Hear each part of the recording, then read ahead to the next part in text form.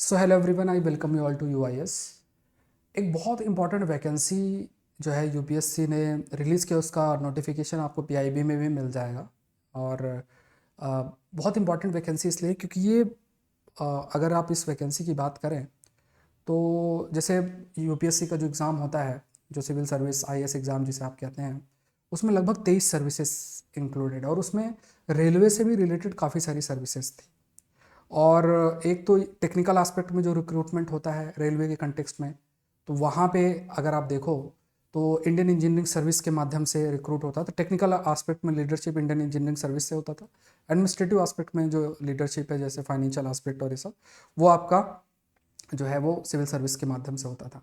अब एक दोनों को मर्ज करके आप ये मानो एक नई सर्विस क्रिएट की गई जिसे हम आईआरएमएस कहते हैं, इंडियन रेलवे मैनेजमेंट सर्विस। बहुत अल्टीमेट सर्विस है ये।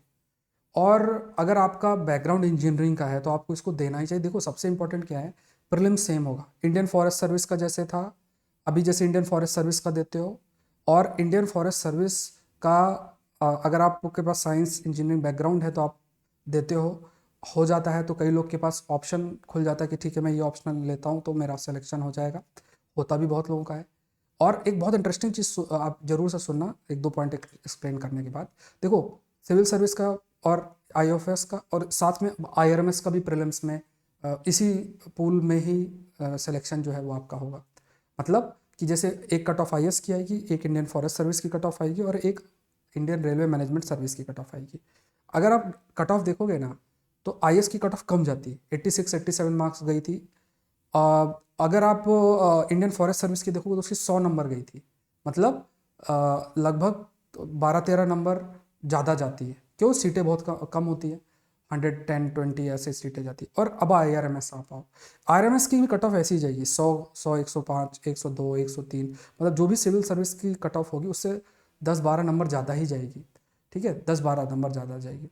अब आप ये समझो कि अगर आप पहले का ज़माना याद करो, हो सकता है आप में से आप लोगों ने स्टार्टिंग की हो, तो आप ये मानो कि जब आईएफएस का प्रीलिम्स साथ में किया गया था सिविल सर्विस के प्रीलिम्स के साथ में, तो आईएफएस में अगर मान लो मेंस के लिए 1200 लोग क्वालिफाई करते थे ना, 50 60% मेंस देने नहीं जाते थे। क्यों?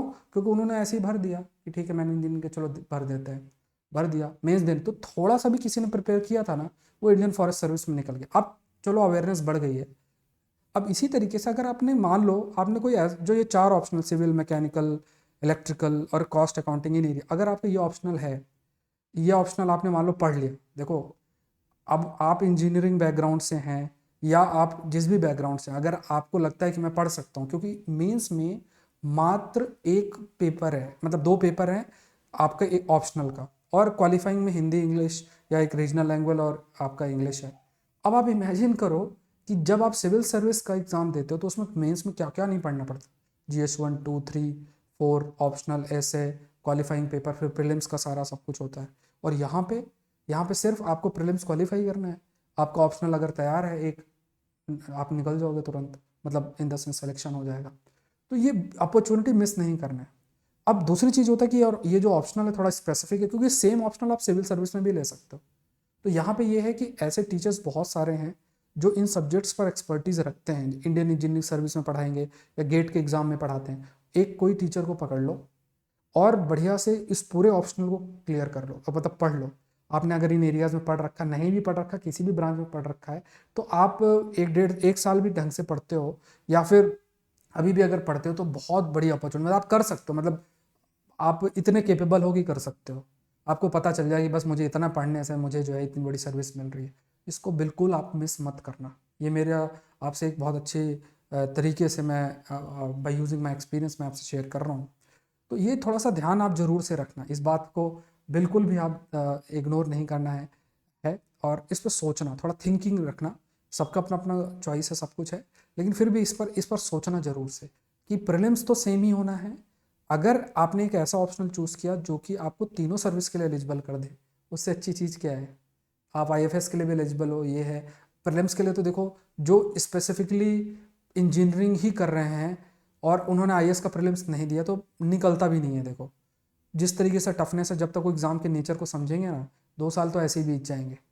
तो हाँ, कुछ एक्सेप्शंस होते हैं, बट जनरली अगर बात किया जाए, आपने प्रीलिम्स को आप एक्सपर्टीज हो, प्रीलिम्स आपके लिए बड़ी बात नहीं है। निकाल लेते हो तुरंत, या आप तैयारी कर रहे हो तो आप निकाल लोगे। तो इस चीज़ को सोचो कि यार प्रीलिम्स निकल जाएगा, मेंस में सिर्फ एक पेपर देना है, एक ऑप्शनल लेना है। अगर आप उसको ढंग से पढ़ लो, क्लासेस हैं, मतलब 2 ढाई 3 महीने का क्लासेस कर लो, उस ऑप्शनल के ऊपर क्लासेस हैं, गेट की क्लासेस होती हैं उन ऑप्शनल की, अनअकैडमी के अंदर ही है। आपको कल मैंने एक सेशन भी आप लोगों से शेयर किया था इसी ग्रुप में, इसलिए डाला भी था। तो जाओ उसको कर लो, और करके बढ़िया तरीके से जो है आप उसमें स्कोर कर लोगे, और वो ही ऑप्शनल, उनमें से कई ऑप्शनल आईएफएस में भी यूज़ हो रहा है, वही ऑप्शनल आपका सिविल सर्विस में हो रहा है। अब ऐसी चीज़ें तो अपॉर्चुनिटी कम आती। अब आईआरएमएस की आज मतलब अभी 150 के आसपास पोस्ट है, अब 24 में कितना आती क्लैरिटी नहीं है, ठीक है। तो वो कम ही आएंगी, मतलब ज़्यादा नहीं आएंगी, या क्या पता अल्टरनेट ईयर्स में, जैसा भी है। तो ये थोड़ा सा माइंड में रखना, इस अपॉर्चुनिटी को मिस नहीं करना। Thank you everyone, thank you.